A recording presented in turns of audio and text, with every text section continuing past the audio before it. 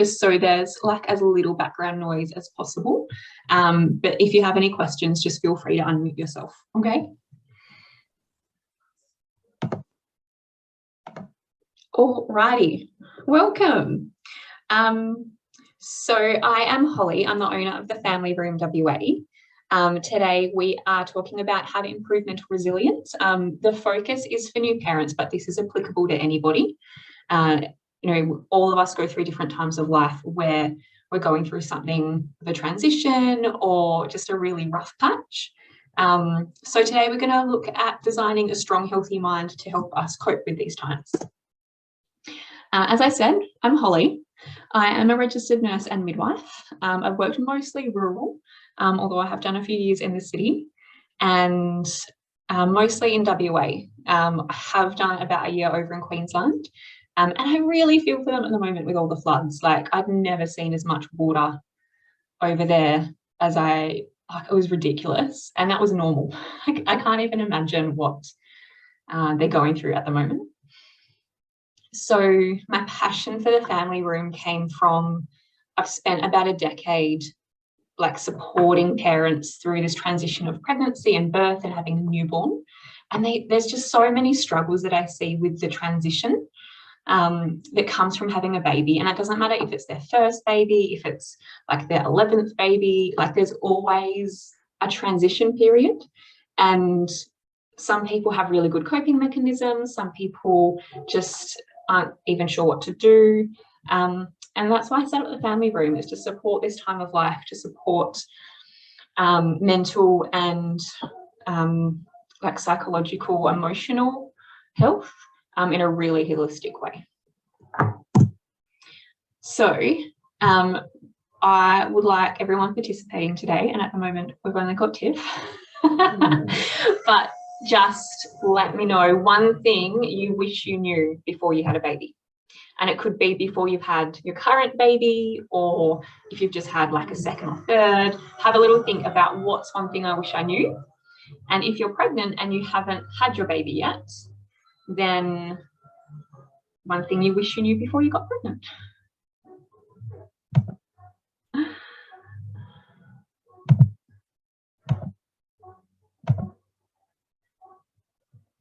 All right, anything from you, Tiffany? One thing that you wish you knew? Yeah, I wish I knew how hard it was, and dealing with your emotions and being calm with your children when you haven't slept. So just, yeah, being sleep deprived 24/7, and yeah, I guess know how to handle the kids and the, like the stress of life and everything. Yeah, when you're just so tired. Yeah, absolutely. It's hard, hey. Like, I have been a shift worker for about 12 or 13 years now, and sleep deprivation is a shocker. Like, so many more medical mistakes are made on night shift, and that's not even looking after like brand new babies, that's looking after adults. So yeah, it is ridiculous. Thank you very much. Okay, so we're just going to do a brief little technique. This one's called the clearing the mind, and everyone today will get a audio file of this in an email after the session. So this is a great technique to use when you're feeling really overwhelmed, when you're feeling like you can't, switch off, you can't get to sleep because your brain's just too full of stuff. I use this myself if I just had a really busy day and I can't get to sleep. I think this works beautifully. Okay. So I know it might be a little bit difficult to concentrate because, you're holding a baby or you've got other things going on in the house, but we'll just go through it, and then you also have an idea of kind of what to expect when you get your email as well. So nice big breath, nice and comfortable, nice and relaxed. Closing your eyes. With your eyes closed, I'd like you to notice how big your now is, your moment of now. With your hands, show me how big it is. I'd also like you to notice what is in your now. I want you to say it out loud, the things that are popping up in your moment of now.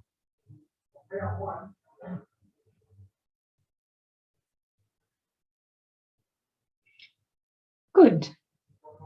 I want you to notice also how it's organized. And I'd also like you to notice that your unconscious mind can organize what is in your now. Putting the like with the like, family with family, work with work, and so on. Give me a nod when it's all organized.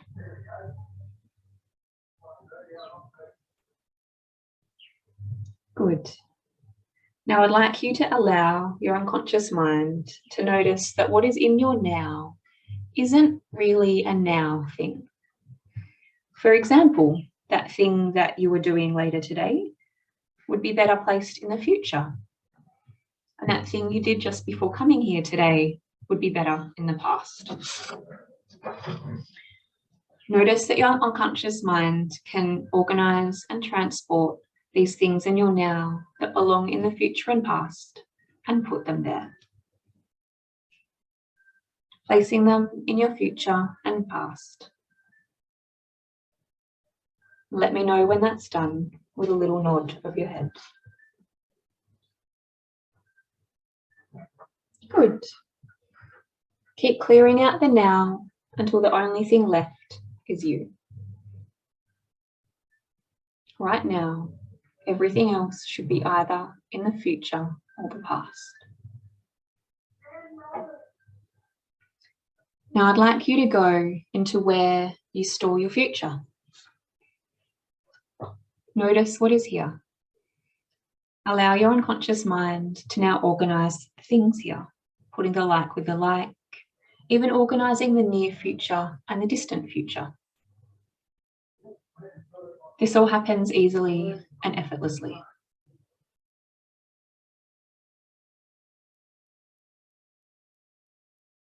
When you've organized this, give me another nod of your head.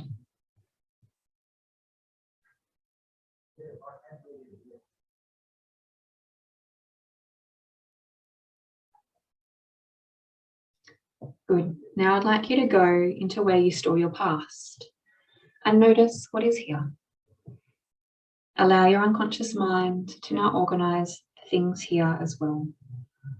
Putting the like with the like. Everything now happens easily and effortlessly. And let me know when this is all organized.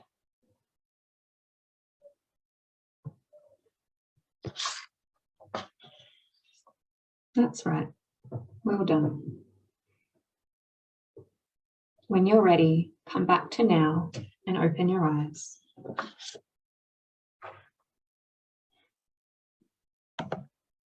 Are you feeling different? Yeah, I feel relaxed. Yay! That doesn't happen very often, I bet. Maybe because I just closed my eyes as well, but it does help. So I think this is a really beautiful technique for when you're having like those really big moments of just like not even wanting to get out the car or get out of bed in the morning because there's just so much going on in your brain. And as I said before, like it's so nice to use at nighttime as well when you're trying to fall asleep and your brain's just like bombarding you with all the things you didn't do and what about that thing that happened and, you know, all that ridiculous stuff. Cool. So you'll get a copy of that in an email as well. cool. So what we're going to talk about today, we're going to talk about the what, why, and how of mental resilience. We're going to talk about some techniques to support improvements of this. And hopefully by the end, you'll be more confident, have more knowledge, and know your options for supporting your own resilience. I cannot make this an entirely comprehensive session. It's just not possible. There's so much information and research out there about this subject. and everyone's different. So you're going to take away something slightly different to someone else watching this. But hopefully by the end of this session, you have a little bit more understanding and you have a few tricks up your sleeve. So what is normal? Who knows? I always think of normal as like the setting on a washing machine or a dishwasher. Like it's just something mechanical that we expect to happen. But it really only applies to like man-made things or appliances or things like that. Like it's not really that applicable to people. We assume that normal is the most common thing that everyone else is doing. Like everyone else wears clothes when they leave the house. That must be normal. But in saying that, when we're talking about mental health, there's so many different variations of normal, and you might be perfectly healthy and have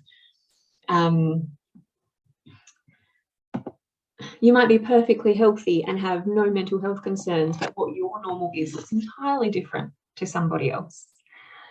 So the key point to take out of this is compare yourself to your own normal, not anybody else's. You also want to think about what your normal was when you were 17, just got your license, got a car, you had your 18th birthday, maybe you started drinking. That normal is going to be vastly, vastly different to what your pregnant and having a newborn normal is going to be. So do consider what you're comparing when you're comparing your own normal, because most of us do have some really big transitions in life. Mental resilience, what is it? So it's the ability of someone to respond to stress and challenges in a healthy way. It involves a learned set of skills and coping mechanisms. And this is a really great thing because it tells us this is something that we learn. It's not something that we're born with. Babies are pretty resilient, but that's because they don't really have a choice. And it's something that we tend to grow out of. Like if you've got a baby and they're trying to learn how to walk, like they're mentally resilient. They just go, I want to walk. I'm just going to keep trying to walk until I successfully walk. Whereas for us, we can really, we have one setback and suddenly we're like, no, I'm not doing that anymore. Like that was horrible. But if we just kept practicing, we'd be okay. And so when you have a high level of mental resilience, it helps you to deal with like the knockbacks in life a little bit better, and you have a little bit more of a recovery ability. So mental resilience is important because it lowers the risk of mental health issues. This can include postnatal anxiety and depression. If you already have an existing mental health issue, it can reduce the severity of it. And it also just reduces your chance of like future issues rearing their head, especially to the level of like needing, medication or like really serious intervention. Mental resilience also enables you to respond to negative events in a healthy way.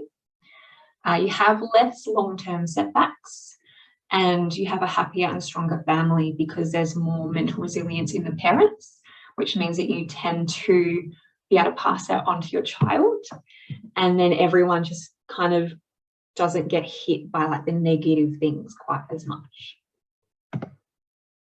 So just have a quick think. I'm not going to put you on the spot and like ask you to answer this, but what is something that you could gain from having some more resilience?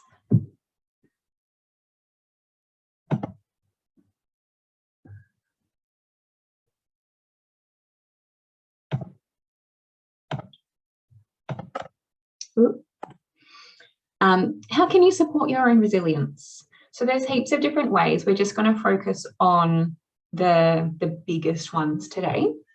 So we're going to look at community, we're going to look at connection, communication, keeping it positive, and self-care. Community. So building your own community is really important. You already might be part of a really strong community.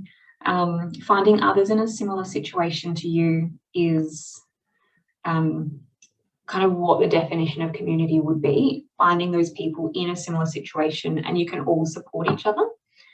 I know that we have a lot of like mums groups and parenting groups and things like that, but I think it's really rough that we ask people to wait until their baby's at least 6 to 8 weeks before they are allowed, to go join like a parenting group or a mums group. I feel like that first 6 to 8 weeks is so massive in the level of transition that you're going through. You have so many extra hormones, you have like major sleep deprivation.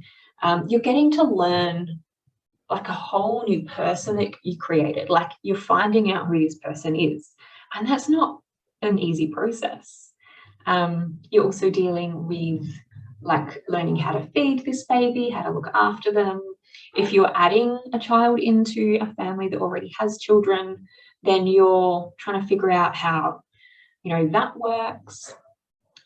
So I actually recommend look around and try and make a local pregnancy group. And this could just be like a really informal thing. It doesn't have to be anything, like significant or big. But even just like going, oh, hey, like those girls down the street are pregnant. I'm pregnant. Maybe we just like catch up once every couple of weeks and go for like a walk or go get a coffee or whatever. And Facebook makes it really easy these days to just make your own group. Like everyone in, Joondalup who's pregnant for June, like let's meet up, let's catch up, let's chat. And then you have people that are going through things about the same time as you, and then you hopefully make some friends that are local to you. Maybe get to see them face to face, depending on COVID restrictions, obviously. And then you have some like extra support or like somebody that you can chat to when you're both up feeding in the middle of the night and you're like, oh, like my baby's 2 weeks old, like check out this poo you did, or oh, they screamed for this long today, or they fell asleep too early, like all those little things that just consume us as new mums. You've got someone that totally gets it because they're in the same place as you, and that can make that first 6 weeks a little bit easier and a little bit less lonely as well. So as well as finding or creating like a local group, you can also look for online communities that you vibe with. This doesn't necessarily have to be pregnancy or birth related. It could be, maybe you're really passionate about, I don't know, knitting. And you just find an online community that's really positive and they also like talking about knitting. You can go to pregnancy related events. And another thing is to find a birth professional that you like and that you trust. It makes a really big difference when you have someone involved in your pregnancy that you can rely on, that you trust will give you accurate information and that you also actually gel with. That can make a really big difference in terms of how your birth journey goes, how you feel during that, and how much support you feel like you're getting. So connection. So the idea of this is boosting the positive relationships that you have already. If you have like a friend who's maybe not always a positive person to be around, then we're not talking about boosting the relationship with that person. We're talking about keeping the positivity in your life and not taking energy and like removing enjoyment from your life. So focus on family, partner, friends and kids. And if you need to put boundaries in, do it earlier rather than later. If you have someone, take the cliche example of like the mother-in-law that can be quite interfering.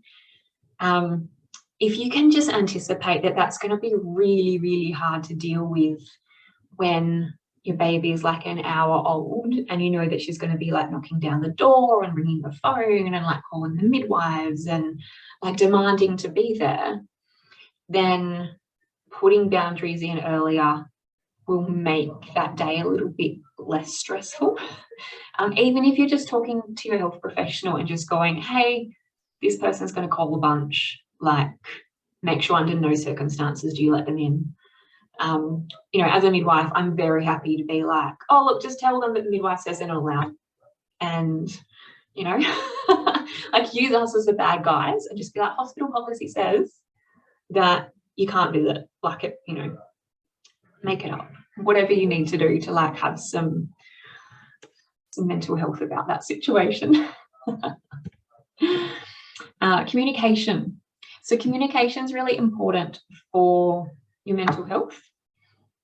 If there's like awkwardness or space or like a feeling of discomfort between you and somebody else, then there's been a breakdown in communication somewhere. And that is just going to be like a weight on your mind, dragging you down, especially if that's a person that you see reasonably regularly. This could be, you know, it could just be like you've had like a bit of a fight with your partner or with your mum or your sister or best friend or something, and you just need to clear the air. It could be something like, you know, you went to your last like pregnancy appointment or child health nurse appointment and they were telling you to do things that you didn't agree with, or you just like, I just didn't like the way that they treated me. Like you need to recognize that there's something in the space between two people, and clear the air, or get it out of the space, essentially. So I'm a big believer of using tantric principles. So everyone thinks of tantra as like weird sex stuff. It's not. Tantra just means that there's nothing between two people. So if you've got a person in this circle and a person in this circle, wherever you are in your life, you have personal space. And that's usually where the circle around someone finishes. And so when there's nothing between the space, like people can connect really, really effortlessly, really easily. And it's a really beautiful communication. If there's something in the space between people, you're just like bouncing off each other and making it a little bit more awkward.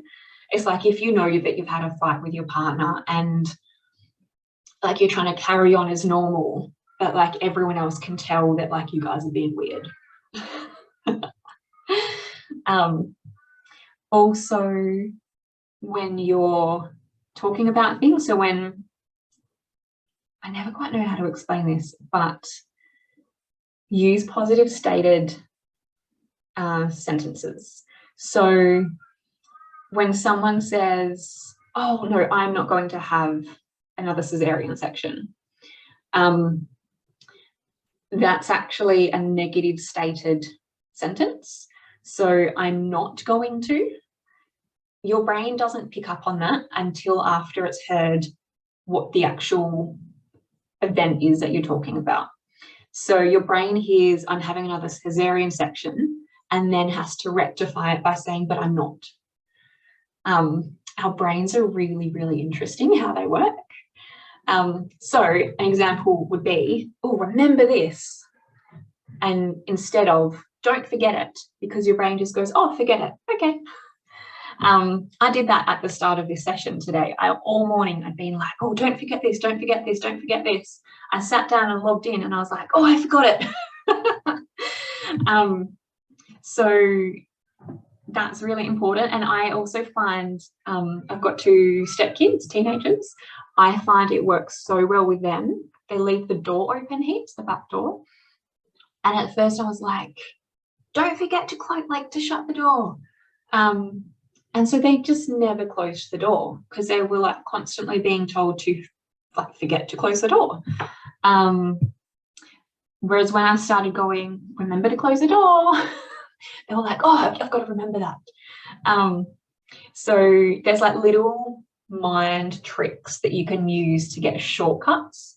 So like with the cesarean example, instead of saying, oh no, I'm not going to have a cesarean this pregnancy, instead of saying that, you would say, I'm having a VBAC this pregnancy. Instead of saying, I'm not going to give up on breastfeeding this time, you might say, I'm going to try really hard to breastfeed this time. You know, there's heaps of different examples. You can use it in any aspect of life, but it makes a really big difference, even though it seems like something a bit inconsequential. Keep it positive. So whatever you focus on, you create. So just like the mind trick with positive versus negative statements, our mind does have shortcuts. And so when you're focusing on the positive, you start seeing more positive aspects.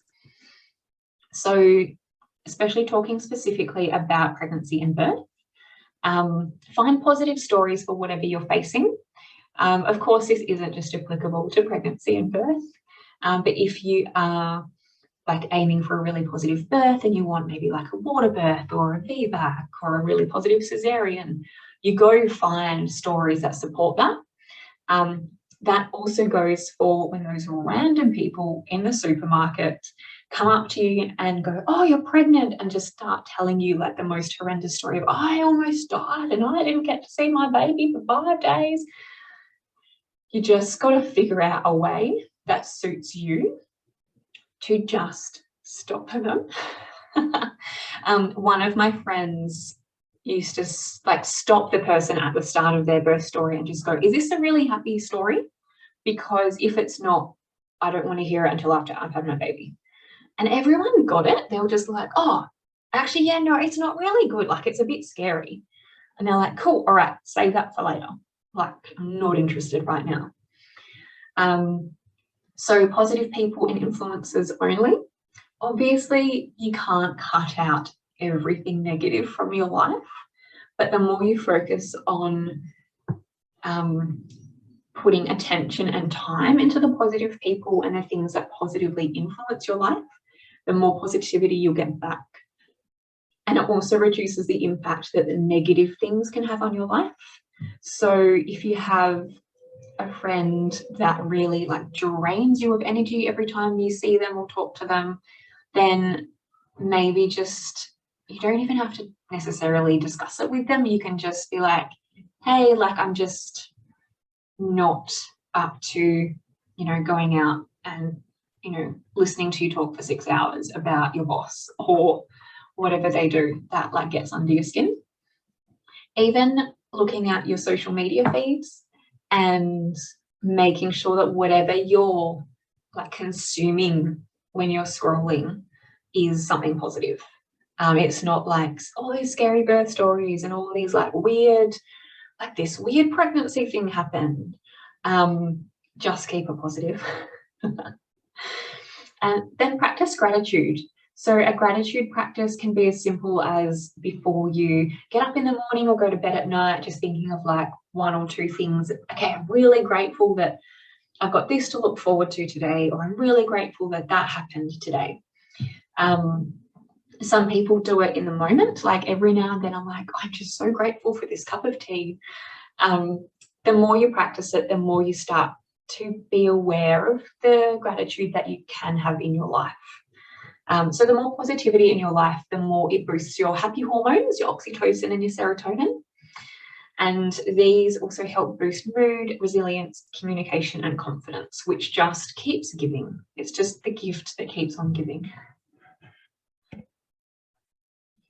Self-care. So I'm sure everyone's heard the principle, put your own oxygen mask on first. So before we go through anything, I'm just going to check in with you guys. Is there any questions that you guys have so far? Give me a thumbs up if you're all good. Awesome. All right.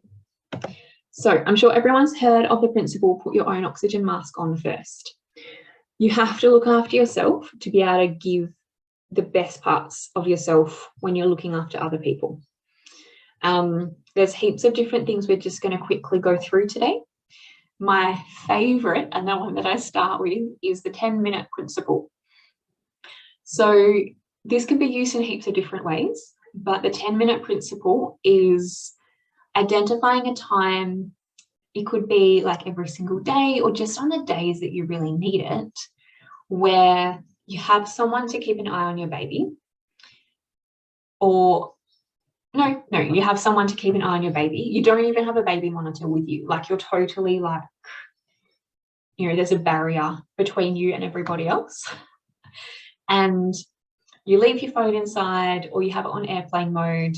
You go into a people-free zone. This could be like locking yourself in a room. It could be going outside, and you just have 10 minutes to yourself, not scrolling, not talking to anybody, just 10 minutes of just nothingness. You're just giving back to yourself in this 10 minutes.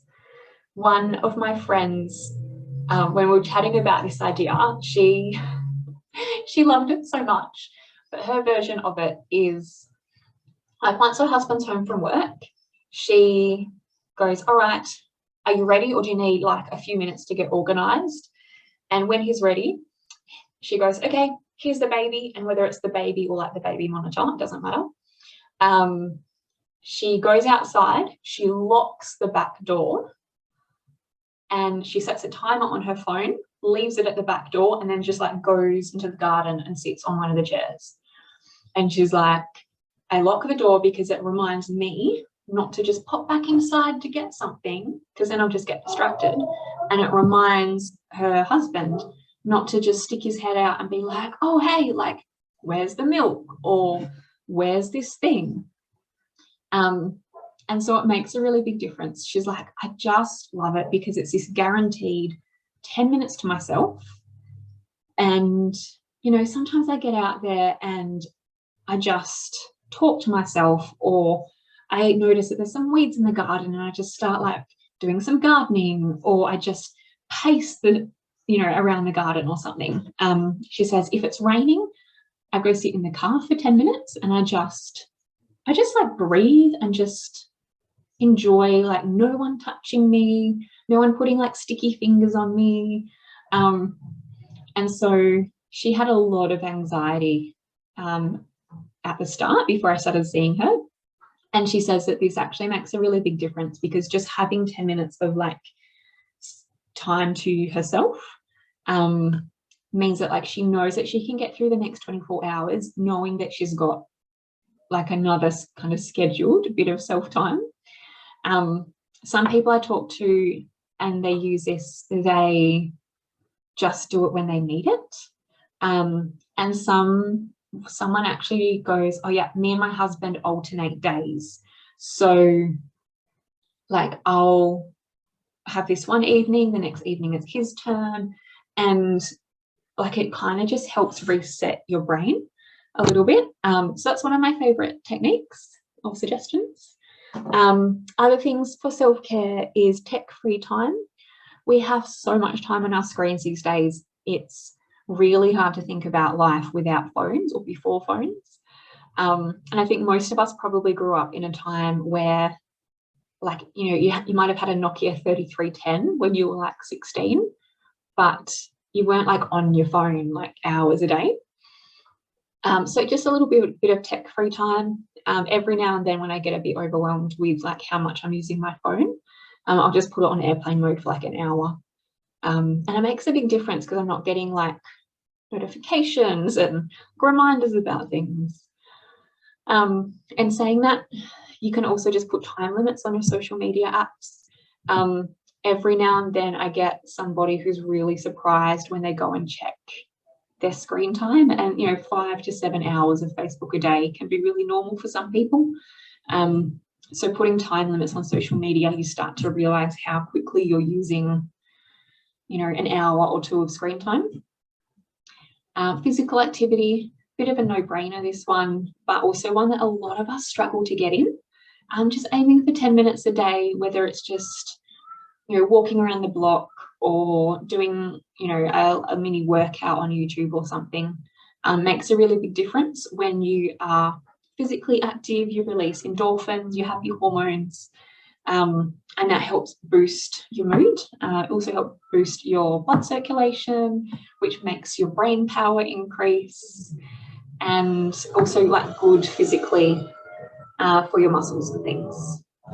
I'm really sorry if you can hear some background noise. We're mid renovations, so I'm trying to hide away from the noise of drills and things. So I apologise if you can hear that.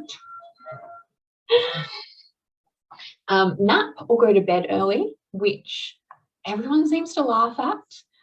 And even for myself, I'm always like, I'm going to go to bed early tonight. It just never happens. But I know that every now and then I have to set my alarm for like 7 p.m. And then I just go, all right, I've got an hour to do all the things I have to do, and I'm in bed at 8. And just having that little bit of extra sleep like helps rejuvenate everything as well. Set timers on difficult activities. So this is a really cool one. There's so many different things that some of us just hate doing. And to me, I always think of it as, you know, when you get a message from like your mum or like someone and they're like, I'll be over in half an hour. And you're like, oh, this house is a mess. And you somehow manage to do the most house cleaning and get it looking great in only half an hour. But you know, you had all yesterday with no visitors and you didn't manage to do anything. So set timers on activities that like you either procrastinate or you find difficult, or you're just like, I just don't want to do that. For me, I set a timer for maybe like 20 minutes when I'm just like, okay, this living room is driving me bonkers. Okay, I'm just setting a timer. In 20 minutes, whatever I get done is enough. Like, I don't have to make it perfect, but like I'm doing as much as I can in 20 minutes. And then it almost becomes like a competition with myself. Like, just do it. And then you can feel like, oh, I've cleaned up today. Like, I don't need to spend 5 hours like vacuuming and mopping and doing all these different things. Like, I've just done enough that it looks presentable now. And even just knowing that you've done a little bit, when you have like if you've made a list, especially as you tick stuff off, or like as you're like, oh, I just did that thing, you get a boost of dopamine, which is also one of your happy hormones. And dopamine is really released when you're like crossing things off the list, that kind of like checklist hormone. And so even just like, you know, 10 minutes, I'm going to clean the bathroom, your timer goes off and you're like, oh, I'm so good, look at all this I did. You get this big hit of dopamine, and that's really great for your mood and your mental health as well. Spending phone-free time with your partner. So many of us just hang out on the couch nowadays. You know, Netflix is on the TV, you know, myself and my partner on our phones. A lot of the time we're still talking, but we're not necessarily like present with each other. So even just setting like a 15-minute timer, like once a week, and just being like, cool, like let's just hang out for 15 minutes, which for some people they find really easy. And for some, you know, once you have your own kids, it can be really hard because you're just thinking about your kids all the time. But just finding something to do with your partner to bring that connection back. Spiritual practice. So not everybody believes in you know, religion or God or the universe or anything, but a lot of people still have spiritual practice. So spiritual practice could be like committing to like reading a spiritual text each day, or praying, or spending time like supporting that spirituality. And spirituality is a really big part of our life, whether we believe it or not. So something to support that would be really helpful as well. Get a cleaner. Sometimes self-care is getting somebody else to clean your house. It can just be a once-off, like if you've been really overwhelmed. It can be regular. Not in this current house because we, as I said, are mid-renovations. But in the previous house, we had a cleaner like I think every 3 weeks. And it was just enough to stop the house descending into chaos, which was great. And it just took the stress off so much. It was amazing. Journal. So sometimes when you just have so much to say, but you don't necessarily have anyone to say it to, or anyone that you want to talk to about it, journaling can be really important. Some people use this as a daily practice. Some people just journal when they're like in that moment of overwhelm. Every now and then, if I've had, I don't know, a massive day, or like some, I've been in a situation where I'm like, I just need to get this out of my system, I'll just grab some paper and just, you're not even thinking about what you're writing. You're literally just, whatever's in your brain, you're just writing on paper. And often by the end of it, you start to like feel like you have a new perspective, and that can be really helpful. So meditation, again, a bit of a cliche when it comes to self-care, but it's one of the true cliches. So there's meditation apps, there's YouTube meditations. It only needs to be 3 minutes of just calming your brain down, calming your breathing down, and connecting to your body. And suddenly, like, you're much more rested, you're much more aware. Meditation really helps for reducing your stress hormone cortisol. And when you have lowered cortisol, you have more ability for other happy hormones to appear instead. And it also reduces like your chronic stress levels, which these days are pretty high for a lot of people. You're always like, worried about something and trying to run around and get stuff done. When you just hit pause on that, your body actually gets a chance to like look after itself. Yoga is like a physical meditation. You're connecting with your body, and your mind kind of has to calm down a little bit to focus on what is happening, where you're meant to put your foot and what angle your hand's meant to be at, and all that sort of stuff. Again, like YouTube, you can get like 10-minute yoga videos. It's great for when you just need something really, really quick. And there's also, gyms and yoga classes and everything out there as well. Orgasms. Not many of us think of orgasms as self-care, but orgasms release massive doses of oxytocin and serotonin, which are two of your major happy hormones. And whether it's with a partner or solo, it can be something that really like gives back to yourself and gives you a really good hormone boost. Get a massage. For some people, just taking some time out and going off and doing something, whether it's getting a massage or getting a pedicure or something, is a really big form of self-care. Call a loved one. So just like we talked about before, a positive person. But so many of us live apart from our loved ones these days that actually just chatting to them can be really, really refreshing and healing, and also helps support your own mental resilience, because it's releasing happy hormones, those endorphins. You're getting to like talk to someone that you care about, that you respect. They're listening to you, they're validating you, and you also get to help them because they'll reciprocate and they'll talk to you. And then spark your creativity. So for a lot of people, their version of self-care is doing something that they're passionate about.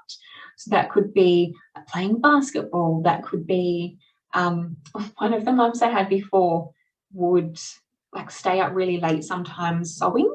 She's like, I just love my sewing machine. I love creating things that like my kids can wear and that I can wear. And like, it just makes me so happy. And I feel like I'm filling my own cup. So finding that creative spark that fills your cup is really important. And then there are external resources. So if you are trying lots of different tips and techniques to like boost your own mental strength and really support your mental health, which can be really hard with a new baby, then asking for help externally is really important. Make sure that you're chatting to your partner, to your friends, to your mum, to your dad, people that are both locally, like physically close to you, but also people that are like emotionally close, and getting the physical and emotional support that you need. It could just be saying, hey, look, I haven't had a home cooked meal in 2 weeks and I just need something like half decent. Everyone's saying that they want to help out. Can you just cook me like pasta or something tonight? There's also resources past like your immediate supportive circle, and that could be the child health nurse, sorry, your midwives or your GP, parenting groups, mental health support, and Beyond Blue and Panda both have like pregnancy specific support as well. So there's heaps of different things to help support yourself, help fill your own cup. The more your cup is full, the more natural mental resilience you will have. And the more things, just go back a page, the more that you keep practicing looking after yourself and like positive connections, positive communication, finding that like local community where you can just chat to someone else about what your babies are doing and, you know, how your partner helps and how much sleep you don't get. Like everything that you are like practicing over and over again starts to come naturally to you, and then the stronger your mental resilience gets because you have some more coping mechanisms and you have more resources to fall back on. And if you have any questions, I will happily answer them in emails. I'll happily answer them here. And yeah, if there's anything else you want to talk about, I am here for like another probably 20 minutes if you need anything. I'm just going to unmute everybody.